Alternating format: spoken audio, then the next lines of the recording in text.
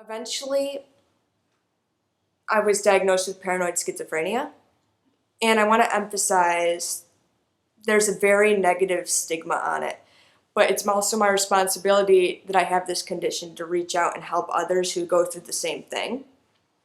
Because by putting myself out there, yeah, it's a little scary because of the stigma and all that, but I think it's worth it because that means I could probably help another person. I've been hearing voices since I was about 7 years old, and I've been seeing things since I was really young too. And that's why I draw the emotions as people. They actually represent some of the voices I hear. That's why I give them an identity by drawing them out on paper. It helps them seem less overwhelming. It gives them a tangible quality. And the thing is, when you hear something over and over, you start to believe it. And they would always tell me I'm not good enough. That was the source of my doubt. And the really important thing is I was able to pinpoint it eventually when I was a teenager, about 16. And then I could better identify my triggers, what caused the voices and the distractions and all the visual stuff. Like I would see things that aren't there and all that. And it was hard for me to tell what was real or not. Because when I got really stressed, it would get worse. And it goes back into trusting myself because they would always tell me to do bad things. I never acted on it and never will because now I have a better control over my thoughts. Basically, the medication helps like a dial. It turns the volume down so I can focus better on what I'm doing. And it's like John Nash. He's also schizophrenic. He's from the movie A Beautiful Mind that was based off his life. And he goes like I don't know it word for word, but it was something along the lines of, there's certain like appetites or diets. There's certain appetites of the mind I choose not to partake in. And I'm not going to let them win because, it's not a matter of beating them. It's a matter of working with them. I should say it's really working with your anxiety. They're the parts of me that need love the most. It's the part of me is often misunderstood or doubtful and all that.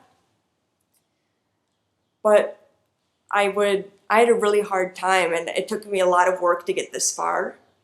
But I know that anyone can do it because I had a really hard time in high school before the medication and all that. Like I had 7 conversations going on in my head. They're talking about me. They're talking about the people around me.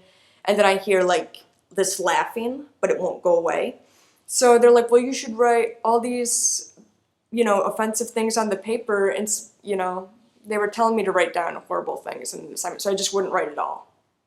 And my teacher was saying, well, why aren't you writing anything? And I'm like, oh, I'm just not feeling well today, And I wouldn't write anything on the paper, and I would start getting lower grades that year because I eventually became withdrawn.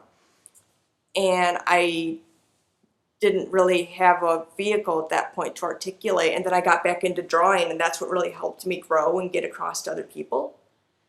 It was a bridge that helped me connect with others. And I guess I don't see the voices as a bad thing anymore. Yeah, they are doubtful and they are negative and condescending, but at the same time, they're a part of me and they are me. So I'm learning to love all of myself. That's why it's shifting from fear to love. As for the hallucinations, they're pretty at bay now. They only come back when I get stressed or overwhelmed, like really overwhelmed. But I can tell much better what's real or not now. And I'm learning to trust others, but the most important thing is to trust yourself too. And it was a lot about me learning to trust myself and say, wait, I can do this despite all that's going on. And I went a very long time. I guess I was diagnosed later because I didn't realize, I thought everyone heard voices, because I pretty much grew up that way. But eventually it got to the point where I couldn't focus at all. And it was really hard for me to keep on track with everything. I was talking to myself a lot, especially in school, because it helped me process my thoughts. Because my thoughts were really loud. It's like they were outside my head, kind of, if that makes sense. But anyway, talking to myself helped me think more. It helped me hear my own thoughts, in other words.